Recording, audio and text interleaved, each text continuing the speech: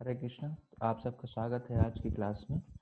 तो आज हमारा जो टॉपिक है, चर्चा का जो विषय है, वो हम देखेंगे कि क्या शास्त्र भगवान की वाणी is scripture words of God.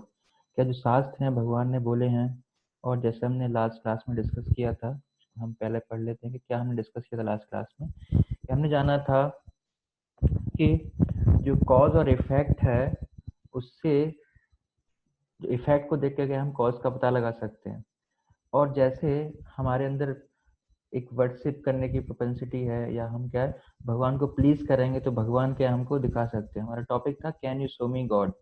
तो हम कैसे देख सकते हैं कि जो उसका इफेक्ट है, उससे हम चीजों को देखते हैं। जैसे कि इलेक्ट्रिसिटी को हम देख नहीं पाते, लेकिन उसका इफेक्ट जो है उससे हम देखते हैं। और बाकी हमने दूसरा चर्चा किया था कि हम किसी व्यक्ति से नहीं मिल सकते, अगर वो व्यक्ति चाहे तो हमसे मिल सकता है। तो अगर हम उसको खुश करें तो वो क्या है, वो हमसे मिल सकता है। और तीसरा हमने पढ़ा था कि unseen can be seen by the seen. कि जो जिसको हम देख नहीं पा रहे, जैसे हम एक माला देखते हैं, मोतियों की माला होती है, तो उसमें से क्या है, हमें मोती दिखाई देते हैं। लेकिन मोती दिखाई दे रहे हैं, इसका मतलब क्या है, उनको पिरोए हुए क्या है, एक धागा है। और फिर हमने जाना कि फिर ठीक है, हम भगवान को कैसे जान सकते हैं। तो हमने जाना कि उससे पूछ के क्या है, हम उसको जान सकते हैं सेम पर्सन से। तो किसी भी चीज को जानने के तीन तरीके होते हैं: प्रत्यक्ष प्रमाण, अनुमान प्रमाण और शब्द प्रमाण। तो प्रत्यक्ष और अनुमान प्रमाण से जो भी हम नॉलेज गेन करते हैं वो कंप्लीट नहीं होती, क्योंकि हमारे अंदर चार डिफेक्ट्स हैं।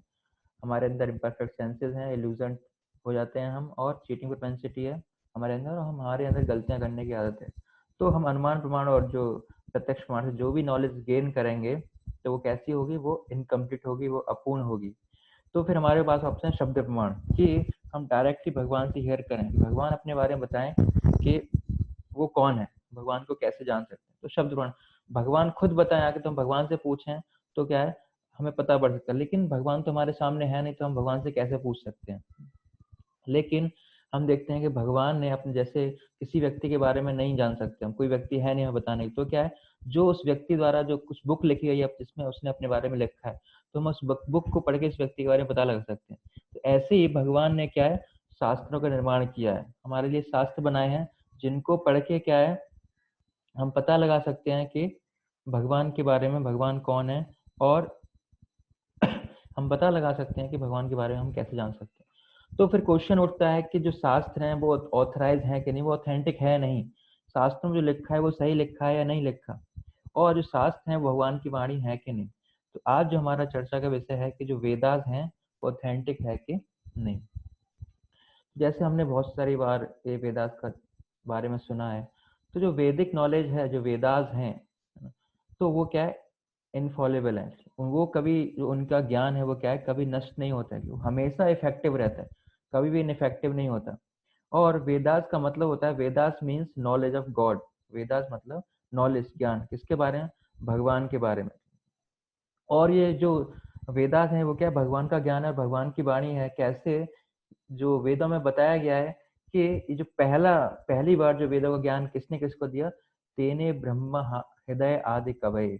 कि पहली बार जो वैदिक नॉलेज है, वैदिक ज्ञान है, वो किसने दिया, जो सुप्रीम पर्सन है, जो भगवान है, उसने किसको दिया, स्वयं ब्रह्मा जी के हृदय में प्रकट किया इस ज्ञान को। और बाद में फिर ये गुरु परंपरा के माध्यम से ब्रह्मा जी ने आगे ये बाद में वेद व्यास ने इसको कंपाइल किया। और ये वैदिक ज्ञान होता क्या है, जो वैदिक ज्ञान है ये क्या है, एक बिल्कुल डिजायर ट्री की तरह, एक कल्प वृक्ष की तरह है, जिसमें बहुत सारे शास्त्र हैं। उसके अंतर्गत कुछ श्रुति हैं, कुछ स्मृति हैं, कुछ उपनिषद हैं और हिस्ट्री है, पुराण है। ये सारे सब मिला के क्या है, और भी इसमें साइंस है, मेडिकल साइंस है, म्यूजिक है, एस्ट्रोनॉमी है। इतने सारे शास्त्र, पूरे टोटल जो ज्ञान है, जो नॉलेज है, उसको हम पूरे को क्या है, वैदिक ज्ञान कहते हैं। बहुत ही वास्ट नॉलेज है, इसमें हर चीज के बारे में हम जान सकते हैं।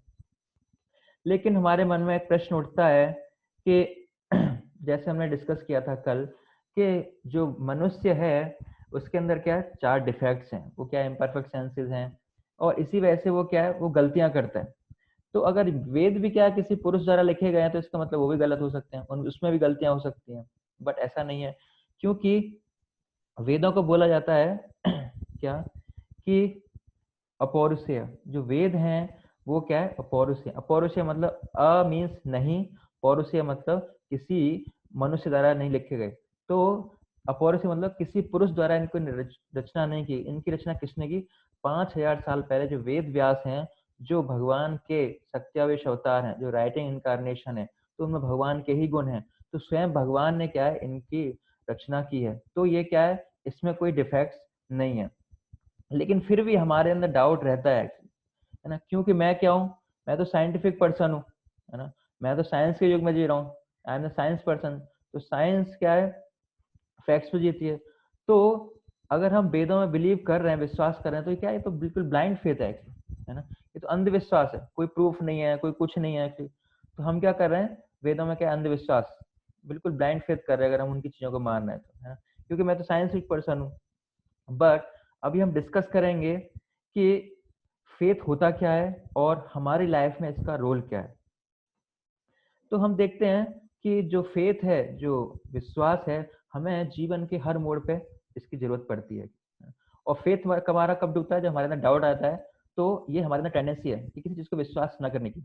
और हमें लगता है कि जो साइंस है वो क्या है, फैक्ट से डील करती है, और जो धर्म है, जो रिलीजन है, वो क्या है, वो पूरा विश्वास पर आधारित है, ये पूरा अंधविश्वास है। बट हम देखते हैं कि फेथ खाली हमें धर्म के मामले में नहीं, इवन हमें लाइफ के, जीवन के हर कदम पे, हर मोड़ पे क्या है, उस फेथ की आवश्यकता होती है, उस विश्वास की आवश्यकता होती है। जैसे हम देखते हैं कि जब डब्ल्यूटीसी डब्ल्यूटीसी डिजास्टर हुआ था, जो वर्ल्ड ट्रेड सेंटर पे हमला हुआ था, तो बहुत सारे लोगों की जान गई उसमें। और उसके बाद क्या हुआ, उसका इफेक्ट, कि जितनी भी फ्लाइट्स थी, जितने भी विमान उड़ रहे थे, तो उनमें क्या, अचानक से जो पैसेंजर्स थी उनकी बहुत गिरावट आ गई, नंबर ऑफ पैसेंजर्स बहुत कम हो गए। और क्योंकि लोग डर रहे थे कि पता नहीं ये प्लेन जिसमें हम ट्रेवल कर रहे हैं, ये भी किसी ने हाईजैक ना कर लिया हो। तो लोगों के बीच बहुत भय था, बहुत डर डर भरा हुआ था उनके अंदर। तो उन्होंने क्या, एक हफ्ते का नंबर ऑफ पैसेंजर्स क्या थे, जो यात्रियों की संख्या थी, बहुत कम हो गई थी। लेकिन क्या हुआ, ये एक हफ्ते तक चला। और एक हफ्ते बाद क्या हुआ, जैसा पहले नॉर्मल था, सब लोग नॉर्मल हो गए, और सब लोगों का फिर से रिस्क था, मतलब विश्वास नहीं था, लेकिन फिर भी उन्होंने क्या है, उसमें रिस्क लिया। तो हम देखते हैं कि हम फेथ करने की हमारी आदत है, हम फेथ नहीं करेंगे तो क्या होगा, हम तो एक स्थान से दूसरे स्थान जा ही नहीं सकते। तो हमने फेथ किया, इसी वजह से हमने क्या है, दूसरे स्थान पे जाने के लिए फ्लाइट्स का यूज किया। और हम देखते हैं कि हम और भी बहुत सारी जगह फेथ करते हैं। जैसे मान लो हम किसी बिल्डिंग के अंदर रह रहे हैं या ऑफिस जाते हैं, तो बिल्डिंग पे क्या है, हमारा पूरा विश्वास है कि ये बिल्डिंग क्या है, गिरेगी नहीं है, क्योंकि ये हमने एक अच्छे मिस्त्री से बनाई है, इसमें अच्छा सामान लगाया है, तो हमें पूरा विश्वास है कि ये गिरेगी नहीं, तभी हम उसमें रह पा रहे हैं। अगर मान लो कभी कभी हम मार्केट्स में जाते हैं, कहीं बाहर निकलते हैं, तो किसी किसी बिल्डिंग के सामने पे लिखा क्या होता है कि ये इस बिल्डिंग से दूर रहे, ये बिल्डिंग क्या है, कमजोर है, गिर गिर सकती है। तो उस बिल्डिंग में हम क्या है, कभी नहीं जाएंगे, हमसे बिल्कुल दूर रहेंगे। लेकिन इस बिल्डिंग में क्या है, हमें पूरा फेथ है, तो हम इसमें फेथ कर रहे हैं कि ये गिरेगी नहीं, इसी वजह से क्या है, हम इसमें रह रहे हैं या जॉब कर रहे हैं। और मान लो हम कोई ट्रेवल कर रहे हैं, हम कोई गाड़ी ड्राइव कर रहे हैं, तो गाड़ी बनाने वाले पे हमारा पूरा फेथ है कि गाड़ी क्या है, बिल्कुल सही बनी है, और इसमें मैं अपनी यात्रा को कंप्लीट करके जहां भी मेरा गंतव्य स्थान है, मैं वहां तक क्या है, पहुंच सकता हूँ। तो ये क्या है, मुझे पूरा फेथ है इसमें कि जो गाड़ी है मुझे क्या है, धोखा नहीं देगी। तो इसी वजह से मेरा पूरा फेथ होने के कारण मैं क्या है, इसमें ट्रेवल कर रहा हूँ।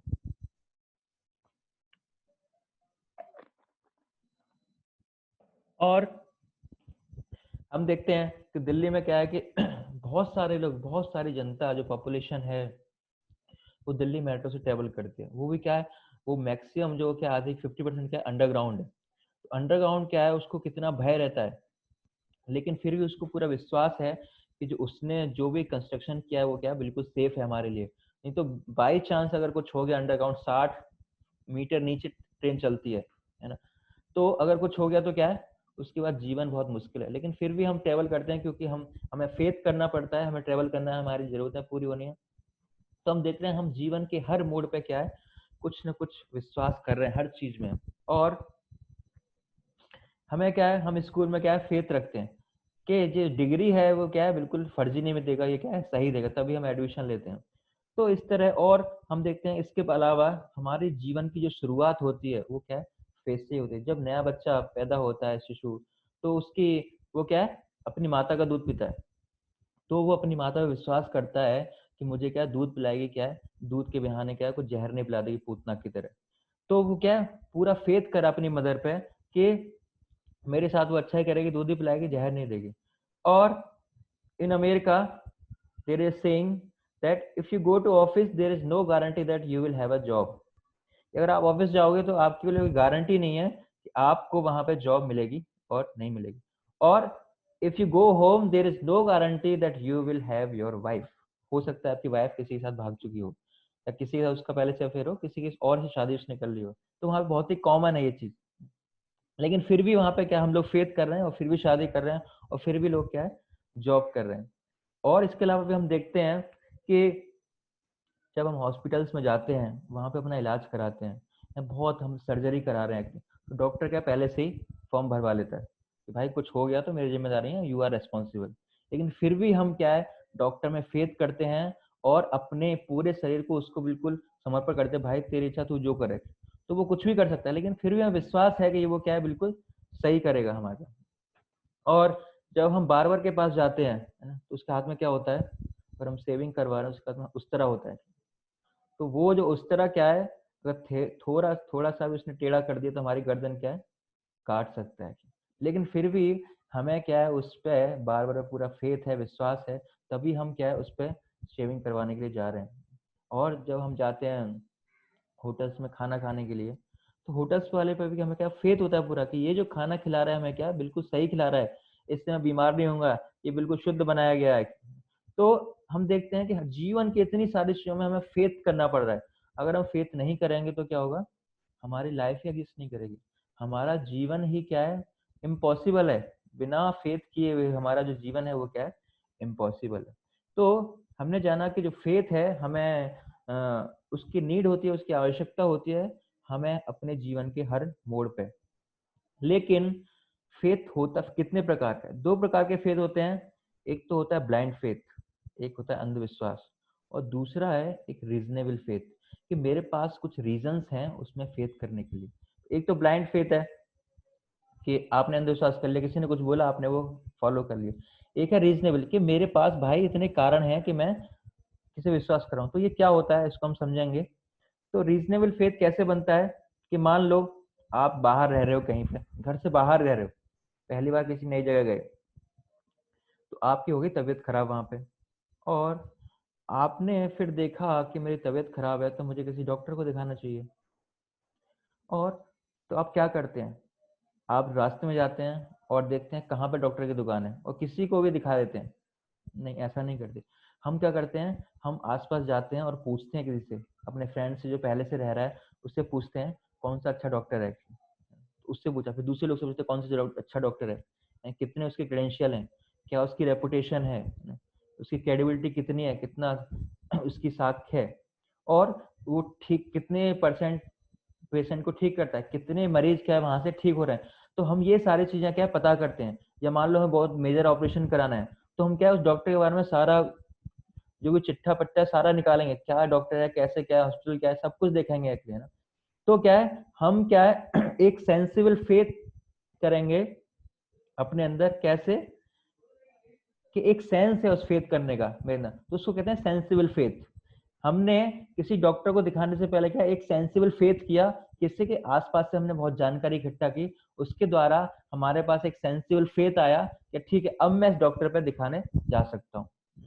और फिर जब आप दिखाने जाओगे तो क्या है आपको दवाई देगा, आपकी बीमारी ठीक हो जाएगी। तो फिर जो सेंसिबल फेथ था वो क्या हो गया, वेरीफाइड हो गया कि हाँ भाई जो मेरा फेथ था वो ठीक था। That is called reasonable faith. तब आपका जो फेथ हो गया वो क्या हो गया, रीजनेबल फेथ हो गया।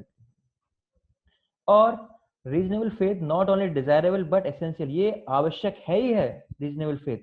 तो रीजनेबल फेथ कब आएगा, कुछ हमारे पास डाटा होगा जिससे क्या होगा हम सेंसिबल फेथ करेंगे और फिर उसको अपनी लाइफ में अप्लाई करेंगे, तो that is equal to reasonable faith, that is not a blind faith. तो हम भी बहुत सारी चीजें आपको अब ऐसे दिखाएंगे, कुछ फैक्ट्स कुछ ऐसी चीजें दिखाएंगे वेदों के बारे में, जिससे हम क्या है अपने वेदों पे क्या है हम सेंसिबल फेथ कर सकते हैं।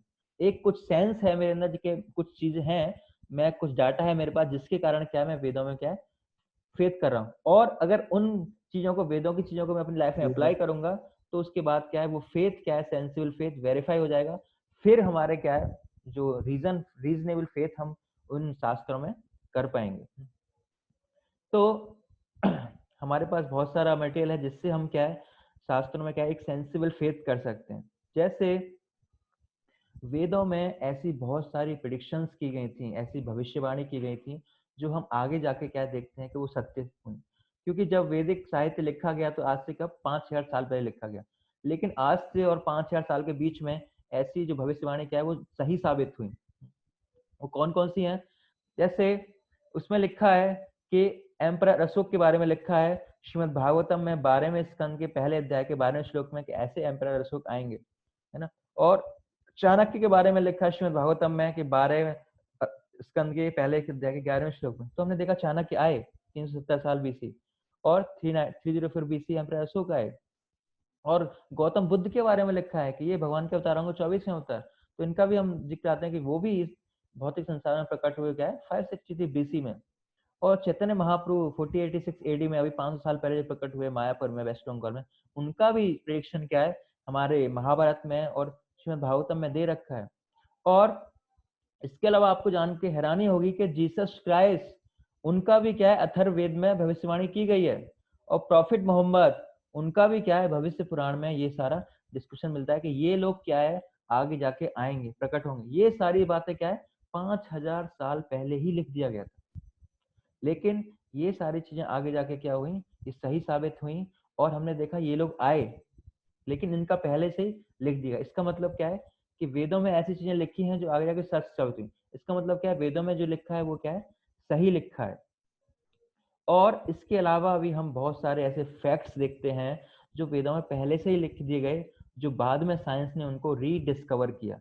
एक होता है डिस्कवर, डिस्कवर मतलब खोज की, खोज। इसका मतलब क्या है, नहीं खोज नहीं की उन्होंने, क्या रीडिस्कवर किया, वो चीज पहले से एग्जिस्ट करती थी और वो मालूम नहीं था हमको, हमने क्या किया उसको रीडिस्कवर किया। जैसे जो पाइथागोरस प्रमेय है, पाइथागोरस थ्योरम है, तो ये सल्व सूत्र में 8th सेंचुरी बीसी में पहले से ही बता दी गई थी।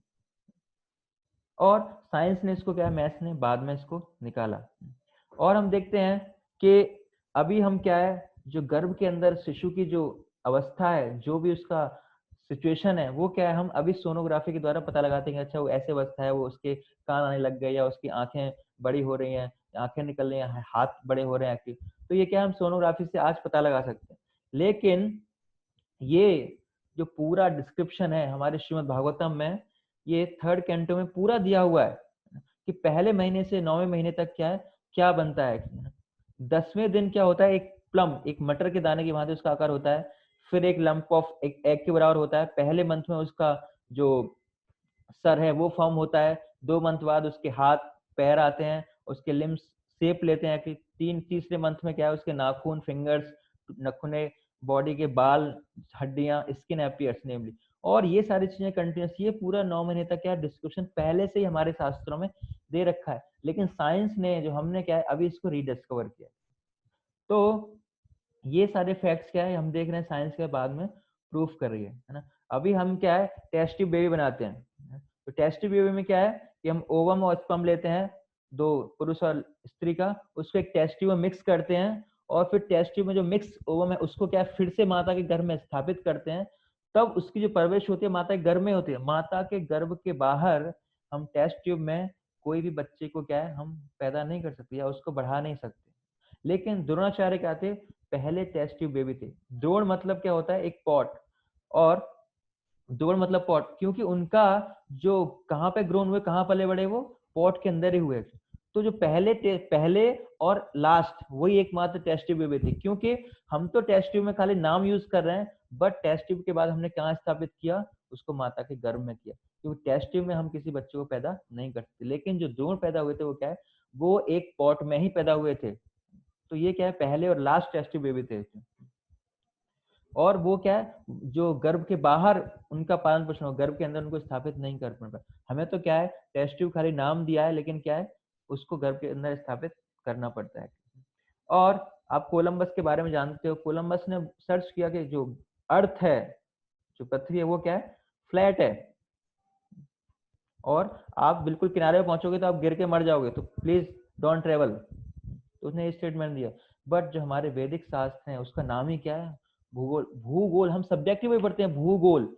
भू मतलब पृथ्वी और गोल मतलब राउंड, कि जो हमारी पृथ्वी क्या राउंड, हमारे सब्जेक्ट का ही नाम वहां से शुरुआत होती है। तो हमारे शास्त्रों में पहले से ही पता था कि जो भूगोल है क्या है, भू पृथ्वी क्या है, वो गोल ही है। और हम देखते हैं जो साइंटिस्ट थे श्री जगदीश चंद्र बसु, उन्होंने क्या किया, उन्होंने बताया कि पेड़ पौधों में क्या होता है, जीवन होता है, प्लांट्स हैव लाइफ। लेकिन हमने पिछले सेशन में जाना था कि ऑलरेडी हम जानते हैं कि जो पेड़ पौधे वो क्या है, यहाँ पे 84 लाख प्रकार की योनियां हैं, 84 लाख प्रकार के शरीर हैं, जो जीव हैं, जिनको 84 लाख प्रकार का शरीर मिलता है। उनमें से क्या है, एक प्लांट्स भी हैं, पेड़ पौधे भी हैं, जिनमें क्या है, जीवन है। तो हमारे वैदिक शास्त्रों में पहले से ये लिखा हुआ है कि जो पेड़ पौधों में भी क्या है, जीवन है, ये एक योनि है जिसको ये शरीर मिलता है जीव को। लेकिन ये हमारी साइंस ने क्या है, ये जो फैक्ट है, ये बाद में इसको रीडिस्कवर किया। और इनको आप जानते हो, अल्बर्ट आइंस्टीन, ये क्या बोलते हैं कि जो वेद है वो मैथ्स है, वो वेदों में पहले से दिया हुआ है। तो वो बोलते हैं we owe a lot to Indians who taught us how to count, without which no worthwhile scientific discovery could have been made। तो सारे जो भी बेसिक मिनिमम नीड्स हैं मैथ्स की, जीरो दशमलव ये पॉइंट सब किसने दिए, ये सब भारत ने दिए। भारत की जो सभ्यता थी, वैदिक नॉलेज है, उसने सब दिया। और आइंस्टीन क्या कह रहे हैं, अगर विदाउट इनके इन सब चीजों के बिना क्या था, कुछ भी साइंटिफिक डिस्कवरी करना इम्पॉसिबल था, कुछ भी पॉसिबल नहीं था। तो ये किसकी देन है, ये सब जो वैदिक नॉलेज है उसकी देन है। और हम देखते हैं वेदों का क्या कंट्रीब्यूशन है, मेडिकल साइंस है, कि जो आयुर्वेद है, ये क्या 2620 ही पहले ही क्या, जो महर्षि सुश्रुता थे, उन्होंने पहले ही सर्जरी की थी एक्चुअली, और उसमें सब चीजों का यूज किया था, प्लास्टिक सर्जरी भी यूज की थी, और उसमें क्या था, एनेस्थीसिया का भी यूज किया था, और 125 सर्जिकल इक्विपमेंट यूज किए थे। तो आयुर्वेद क्या पहले हम पढ़ाया जाता था एक्चुअली। और जो चरक हैं, तो वो क्या है, वो उनको मेडिसिन का फादर बोला जाता है। ये 2500 साल पहले आज से क्या आयुर्वेद होता, आयुर्वेद में ये 25 साल पहले ही सारी चीजें हो गई थी। लेकिन हमारी साइंस का है, अभी ये सारी सर्जरियां मैक्सिमम 50 100 साल 100 साल पुराना हमारा ये सब साइंस ने इसको रीडिस्कवर किया। और हम देखते हैं कि जो वेदों का कंट्रीब्यूशन क्या है, कि एस्ट्रोनॉमी है। तो उन्होंने क्या है, सूर्य सिद्धांत दिया कि पृथ्वी का जो डायमीटर है वो कितना है, जो वेदों में शास्त्रों में पहले ही बता दिया, उसका क्या है, 7840 माइल्स। लेकिन अभी जो मॉडर्न साइंटिस्ट ने उसको मेजर किया तो ऑलमोस्ट सेम आया, कितना, 7926.7। और हमारे शास्त्रों में पहले से ही जो पृथ्वी और जो चंद्रमा की दूरी बताई गई थी, कितना, 2,53,000 माइल्स। और अभी जो हमने निकाला, साइंस ने निकाला, उसको 252,710 माइल्स। तो ऑलमोस्ट दोनों सेम है। तो ये जो फैक्ट्स थे हमारे शास्त्रों में पहले से ही निकाल दिए गए थे, लेकिन जो बाद में हमने जाना कि साइंस ने भी वो उसी फैक्ट्स पे बात की। और हमने देखा कि क्या होते हैं, साइंस कहती थी पहले कि पानी को क्या उबालने से क्या है, सारे उसके जीवाणु मर जाते हैं। पानी में अगर उबालोगे तो क्या है, सारे जीवाणु मर जाएंगे। लेकिन बाद में साइंस ने एक्सेप्ट किया कि नहीं नहीं, पानी को उबालते हैं उसके बाद भी उसमें क्या है, कुछ न कुछ ऐसे कीटाणु रहते हैं, कुछ ऐसे कीटाणु हैं, कुछ फायर बैक्टीरिया हैं, जो फायर में भी क्या है, नहीं मरते। लेकिन हमारे शास्त्रों में पहले से ये पता है कि कुछ फायर पे भी जीवन है, सूर्य पे भी जीवन है। वहां पे जो शरीर होता है वो क्या है, फायर का बना होता है, उनकी जो बॉडी होती है फायर बॉडी होती है, इसी वजह से उनको क्या है, फायर से कोई नुकसान नहीं होता। क्योंकि हम जैसे 5 तत्व हैं कि पृथ्वी जल अग्नि आकाश वायु, तो जो हम कहाँ पे रहते हैं, हम पृथ्वी पे रहते हैं। तो जो हमारा शरीर बना हुआ है उसमें कौन सा तत्व मेन है, पृथ्वी तत्व। तो हमारे अंदर ज्यादातर क्या है, पृथ्वी है, इसी वजह से हम पृथ्वी में कंफर्टेबल है। कुछ लोग क्या है, पानी में कंफर्टेबल है, तो उनका शरीर में क्या है, ज्यादातर पानी की मात्रा है, तो पानी में कंफर्टेबल है। ऐसे ही कुछ जीव होते हैं अग्नि में रह सकते हैं। तो हमारे शास्त्रों में ये पहले से ही बताया था। लेकिन साइंस ने इसको बाद में प्रूव किया, नहीं नहीं, कुछ फायर बैक्टीरिया होते हैं जो फायर के अंदर भी नहीं मरते। और अभी साइंस एक्सेप्ट कर रही है कि जो काव डंग है, जो गाय का गोबर है, जो गाय के जितने भी प्रोडक्ट्स हैं, वो सारे क्या है, एंटीसेप्टिक हैं। इनका यूज करने से हम बहुत सारी बीमारियों से बच सकते हैं। तो अभी इसका क्या है, ये लोग प्रूव कर रहे हैं। बट हमारे शास्त्रों में क्या है, ये पहले से ही बताया गया था कि जो गाय का गोबर यूज किया जाता था, क्या है, किसके लिए, एंटीसेप्टिक कार्य के लिए। किसी को बीमारी है कुछ है तो क्या है, गाय के गोबर का लेप किया जाता था, गाय के मूत्र का सेवन किया जाता था, जिससे कि हम काफी सारी बीमारियों से क्या है बच सकते थे। तो ये सारी चीजें हमने देखी कि कुछ हमने फैक्ट्स पढ़े जो क्या है हमारे वेदों में शास्त्रों में पहले से लिखे गए थे, लेकिन साइंस ने इनको बाद में रिडिस्कवर किया। और हमारे शास्त्रों में हमने बहुत सारी प्रिडिक्शंस पढ़ी कि ऐसी भविष्यवाणी पहले से हमारे शास्त्रों में लिख दिया गया था, और बाद में ये चीजें हम देखते हैं कि बाद में ये लोग आए, प्रकट हुए। तो हमने बहुत सारी चीजें पढ़ी जिनसे हमें एक सेंसिबल फेथ, हमारे अंदर एक सेंस है जिसके कारण हम क्या है हम शास्त्रों में फेथ कर सकते हैं। और अब हमारे ऊपर डिपेंड करता है कि हम इसको कैसे रीजनेबल फेथ में कन्वर्ट करें, कैसे इसको हम वेरीफाई करें, इसको रीजनेबल फेथ में कन्वर्ट करें। लेकिन फिर भी कोई व्यक्ति कह सकता है कि जो वेद हैं क्या है बहुत ही, इसमें बहुत सारी चीजें क्या है माइथोलॉजिकल है, मतलब विश्वास नहीं होता, बहुत ही इमेजिनरी है, उन पर विश्वास करना बहुत मुश्किल है। चलो ठीक है, कुछ चीजें ठीक है, लेकिन कुछ क्या है बहुत ही इलॉजिकल है, मतलब उनको कोई लॉजिक ही समझ में नहीं आता। तो कैसे कि एक बार क्या था, एक बार एक डॉक्टर फ्रॉग था। तो डॉक्टर फ्रॉग क्या था, एक कुएं के अंदर रहता था और अपनी वही फैमिली में वहीं उसका घूमना फिरना था, वही उसकी फैमिली लाइफ थी। लेकिन एक बार क्या हुआ, उस कुएं के अंदर एक मेंढक और आ गया, और वो आया प्रशांत महासागर से। तो उस डॉक्टर फ्रॉग था, तो उसने देखा कि ये तो नया जीव है, तो पहली बार देखा मैंने, इससे पहले तो कभी देखा नहीं। तो चलो उससे पूछते हैं कहाँ से आया है, क्या है। तो उसके पास गया, उससे पूछा कि आप कहाँ से आए हो। तो कह रहा मैं एक बहुत बड़ा, एक पानी का बहुत बड़ी बॉडी है, बहुत बड़ी जगह है, मैं वहां से आया मैं। तो डॉक्टर फ्रॉग था, तो उसका तो पूरा जीवन क्या है उसी कुएं के अंदर गया था। तो जब उसने बोला कि एक बहुत वास्ट बॉडी है वाटर की, पानी की, तो मैं वहां से आया हूँ। तो डॉक्टर फ्रॉग ने बोला कितनी बड़ी है, इस कुएं के बराबर होगी। तो नहीं नहीं, इससे बहुत बड़ी है। तो कितनी बड़ी होगी, 2 गुना होगी इस कुएं के। नहीं नहीं, इससे भी बहुत बड़ी है। तो वो डॉक्टर ने बोला कितना, 10 गुना बड़ी होगी एक्चुअली। नहीं नहीं, इससे करीब लाखों गुना करोड़ों गुना बड़ी है। तो जो डॉक्टर फ्रॉग था, क्योंकि उसका पूरा जीवन कहाँ गया था, इसी कुएं के अंदर गया था, तो वो उसको बात ये डाइजेस्ट नहीं हुई। तो वो कहा, उसने क्या सोचा, ये क्या है, ये बिल्कुल बेवकूफ है ना, ये क्या माइथोलॉजी बता रहे हैं, कोई इमेजिनरी चीज बता रहा है, ऐसी चीज एग्जिस्ट ही नहीं कर सकती, अगर होती तो मैंने देखी होती। तो कुछ चीजें क्या होती हैं हमारी, हमारे सेंस परसेप्शन की रेंज की क्या बियॉन्ड होती हैं, क्योंकि हमारे, हमने जैसे पिछले सेशन में डिस्कस किया था कि जो हमारी इंद्रियां हैं वो क्या अपूर्ण है, अब इम्परफेक्ट है। इसी वजह से क्या है हम उन चीजों को इतना नहीं देख पाते हैं। इसी वजह से हमें लगता है कि जो वेदों में जो लिखा है वो क्या मैथोलॉजी है, बट वो मैथोलॉजी नहीं है, क्योंकि हमारे इतने सेंस नहीं है, इस वजह से हमें मैथोलॉजी लगते हैं। और हम देखते हैं कि द्वारका, द्वारका की जो नगरी है उसको फिर से पानी के अंदर सर्च किया गया, तो फिर से कुछ ऐसे अवशेष मिले जिससे पता पड़ा कि हाँ, जो कृष्ण भगवान द्वापर युग में जो नगरी बसाई थी वो क्या है अब पानी के अंदर जा चुकी है। तो बहुत सारे ऐसे फैक्ट्स मिले जिससे क्या है कि द्वारका नगरी को फिर से देखा गया। तो इसका जो एक वीडियो है क्या है डिस्कवरी चैनल पर प्रेजेंट किया गया था, वो हम देखेंगे, जिसमें द्वारका के बारे में बताया गया है कि वो कैसे। Once upon a time, an ancient Indian legend begins. There was a city called Dwarka, a city so wondrous and beautiful that Hindu scriptures describe it as a fairy tale kingdom. The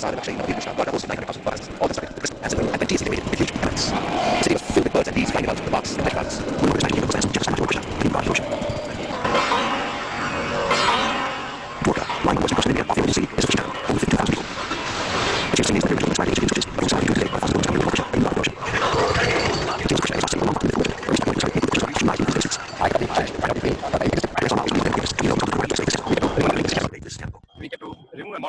doctor SR Rao हैं, उन्होंने क्या है challenge किया और बहुत उन्हें जब खोज है तो उन्हें एक सिक्का मिला जिसपे क्या कुछ प्रिंटेड था। तो जब उन्होंने सिक्के पर देखा जो चीज प्रिंटेड है, वो देखा सेम वही चीज महाभारत में एक अध्याय में कि भगवान कृष्ण है उस सिक्के पर पाई।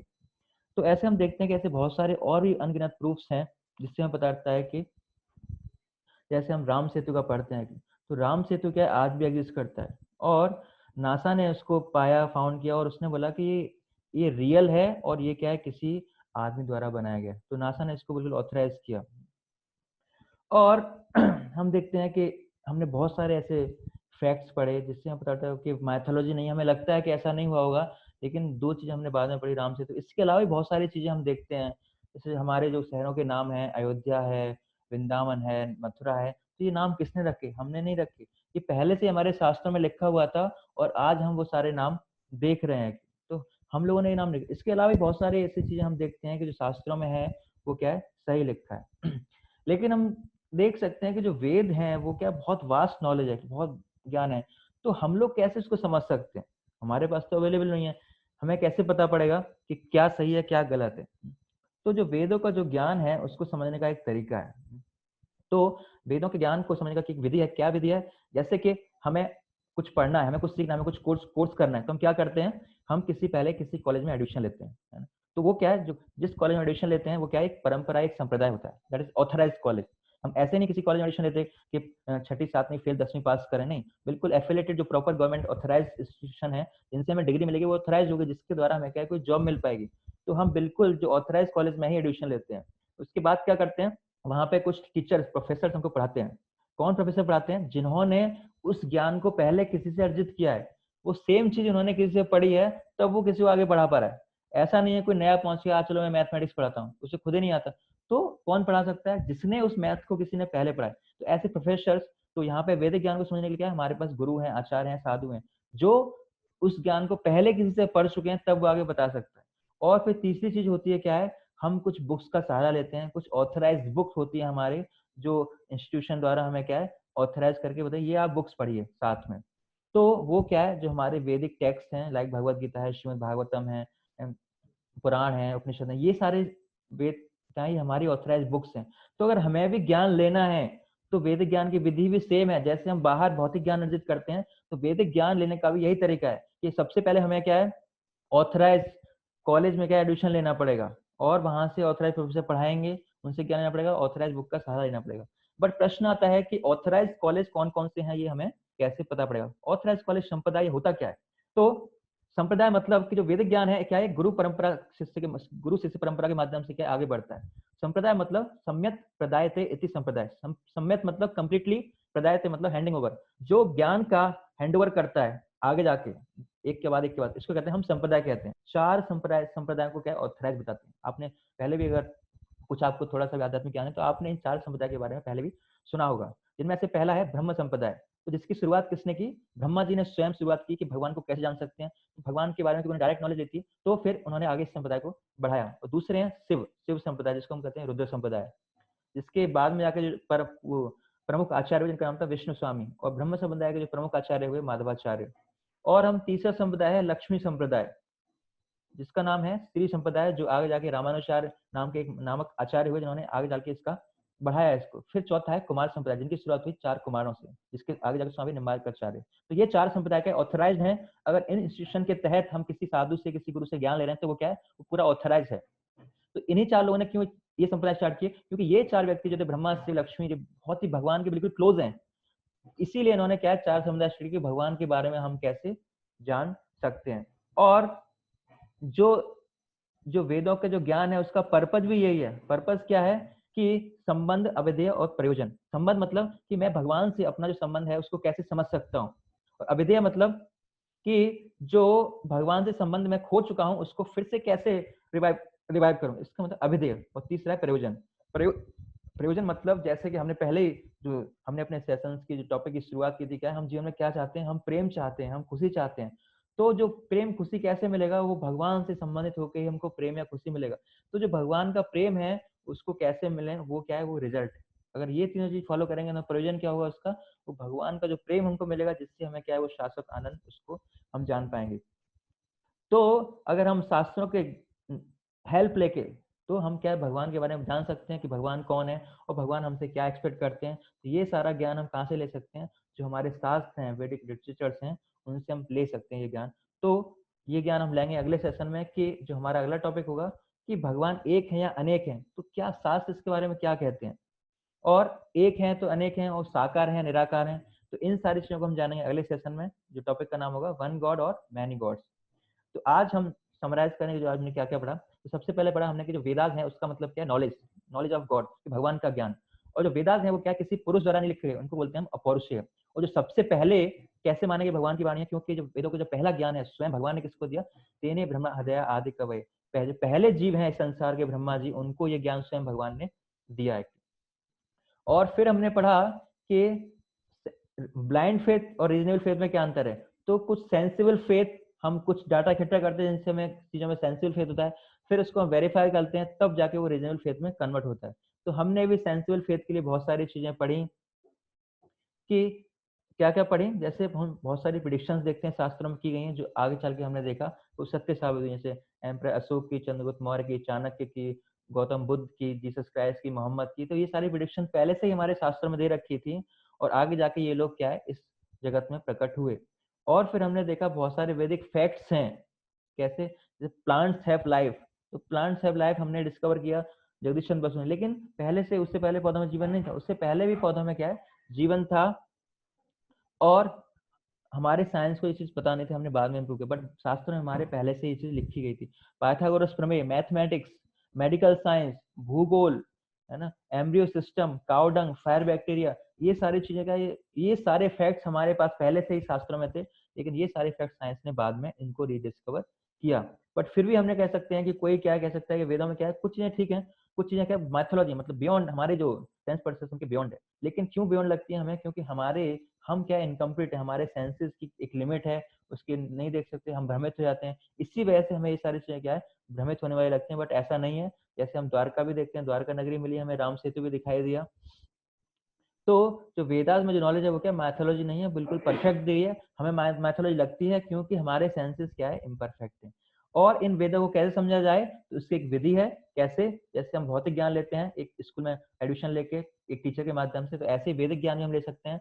एक जो ऑथराइज संप्रदाय है उसके द्वारा, एक ऑथराइज साधु और ऑथराइज बुक्स का पढ़ के हम उस ज्ञान को अर्जित कर सकते हैं और उस ज्ञान को पता लगा सकते हैं कि भगवान कौन है और वो हमसे क्या एक्सपेक्ट करते हैं, जो हमारा इससे अगला टॉपिक होगा। तो ये कुछ आज हमने चर्चा किया। अगर आप